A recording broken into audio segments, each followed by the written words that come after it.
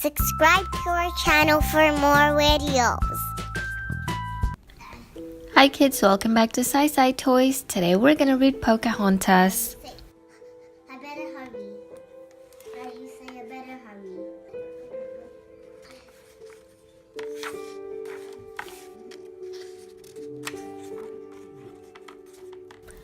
At the London docks, a ship called the Susan Constant was about to sail for America, the New World.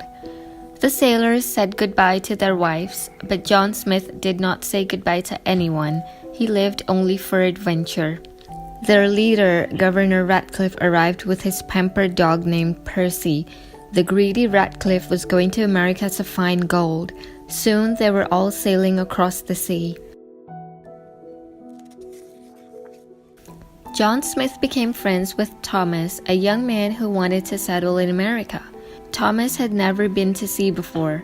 Thomas learned that crossing the ocean was very dangerous. During a terrible storm, he was swept overboard. "Help!" cried Thomas. "Save me!" John Smith quickly jumped into the crashing waves to save his friend. Soon they were both safely back on board the ship. "That was refreshing," Smith joked. The brave men sailed on to the New World.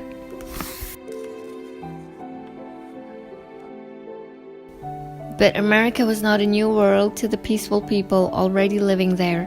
One tribe was led by Chief Powhatan. He had a beautiful daughter named Pocahontas. Pocahontas loved to have fun. She also loved exploring the river with her animal friends. Meeko, a raccoon, was even more mischievous than his human friend. A hummingbird named Flit tried to keep them both out of trouble.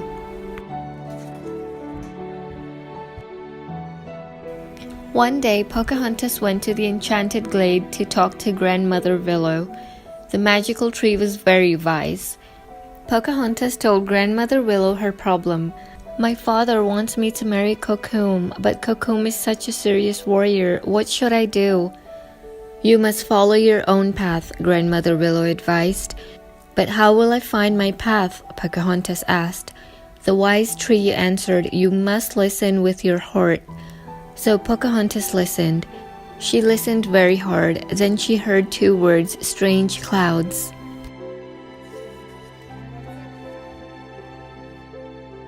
The clouds were the white sails of a big ship. Pocahontas ran to the river. She saw 4 pale men in a smaller boat. The men were rowing towards the shore. Pocahontas had never seen men like these before, and the sailors had never seen such a beautiful place before. John Smith couldn't wait to explore this beautiful new land.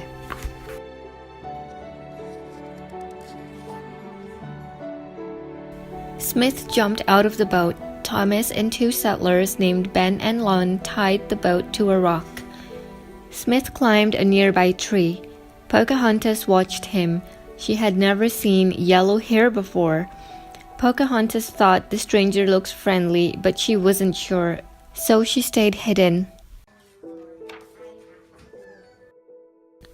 But Meeko thought the stranger might have food. He walked right up to John Smith. Smith had never seen a raccoon before. "You're a strange-looking fellow," he told Meeko. Smith reached into his bag. "Would you like a biscuit?" Meeko liked the biscuit very much. Back in the village, the rest of the tribe had already learned about the stranger's arrival. Kikata, the medicine man, said the strange men were beasts, very different from the Powhatan people. Chief Powhatan sent some warriors to watch the strangers. He told the rest of his people to stay away from them. "Let us hope the strangers do not intend to stay," he added.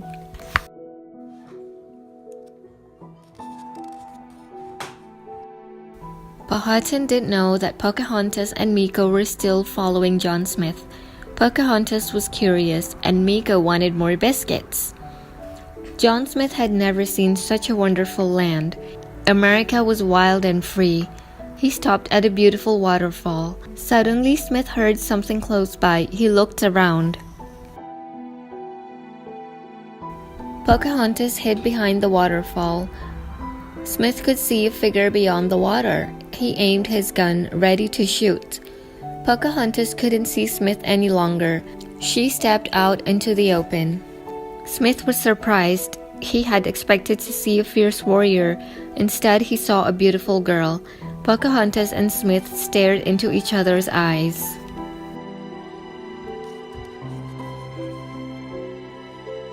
Meanwhile, Kokom and the other warriors were watching the strangers.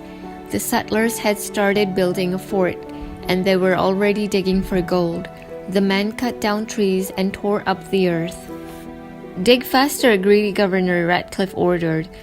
When the settlers noticed the warriors, they shot at them. One of the braves was injured. Kokom brought the injured brave back to the village. Then he told Chief Powhatan what had happened. "The strangers must be stopped," Powhatan declared. He sent a messenger to the other tribes. "We will fight the strangers together," he said. Pocahontas and John Smith were no longer strangers. Smith showed Pocahontas how to shake hands. Pocahontas remembered Grandmother Willow's words, "Listen with your heart." So Pocahontas listened. Their hands touched. Suddenly Pocahontas could understand John Smith's words, and he could understand hers. Smith told Pocahontas about London. It has streets filled with carriages and buildings as tall as trees. Pocahontas said, "I would like to see those things." Smith smiled. "You will. We're going to build them here." He thought Pocahontas would be pleased, but Pocahontas was angry.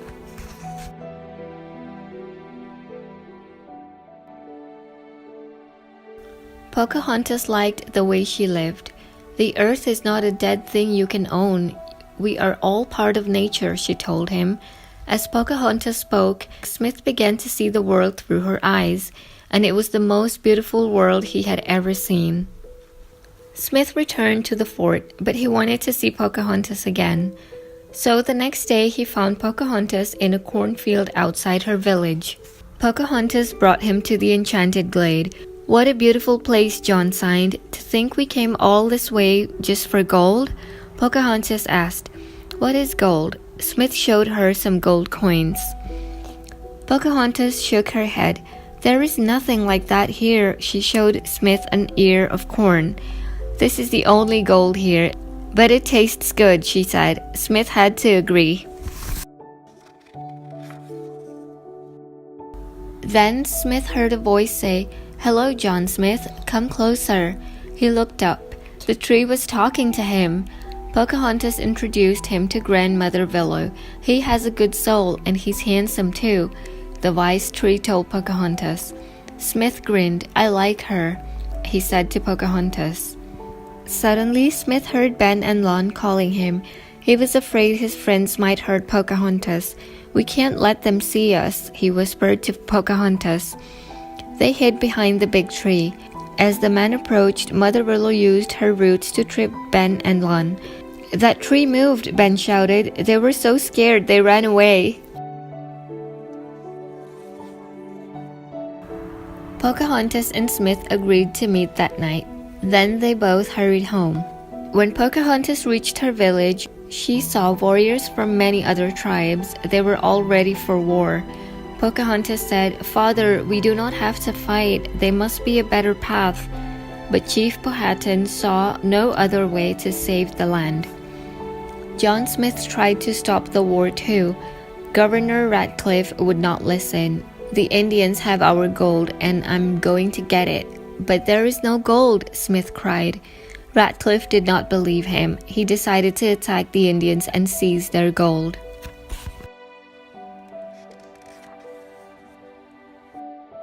That night, Smith met Pocahontas. They knew that somehow they had to stop the war. They kissed.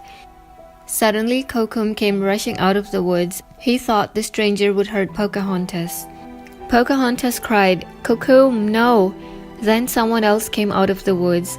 Thomas had followed Smith. He was afraid Kokom would hurt Smith. Thomas raised his gun and fired. "Thomas, don't!" Smith shouted, but it was too late. Kokom was dead.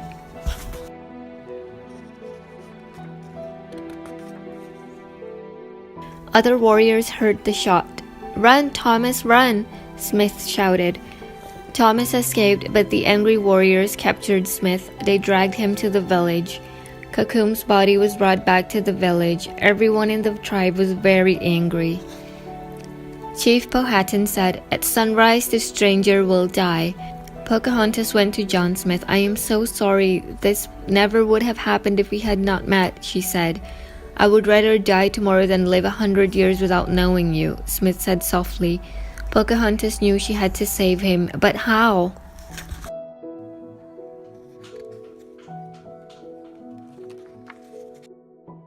At dawn, the warriors took Smith to a tall cliff. Ratcliffe and the settlers were there too. Both sides were ready for war. Chief Powhatan raised his war club. Then Pocahontas ran up. She threw herself between her father and John Smith. "If you kill him, you will have to kill me too. I love him, father," Pocahontas cried. Chief Powhatan was surprised. "Look around you," Pocahontas said. "This is where the path of hatred leads."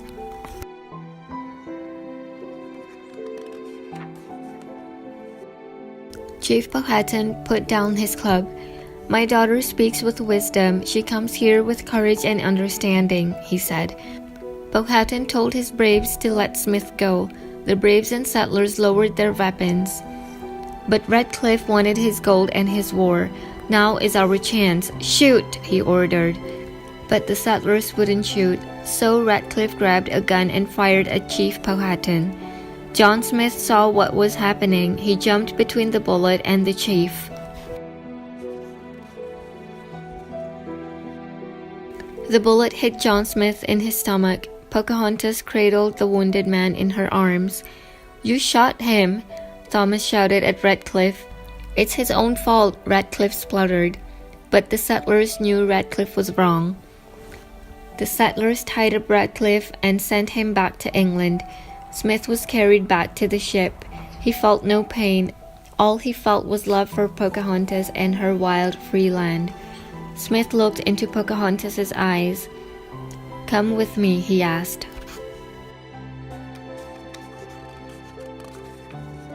Pocahontas wanted to go with Smith, but she had to stay. She had found her path. Pocahontas would keep peace between the settlers and her tribe. Smith wanted to stay, but he had to go back. The doctors in England could heal his wound. Pocahontas wished she and Smith could stay together, but she knew it did not matter where they lived. They would always be together in their hearts.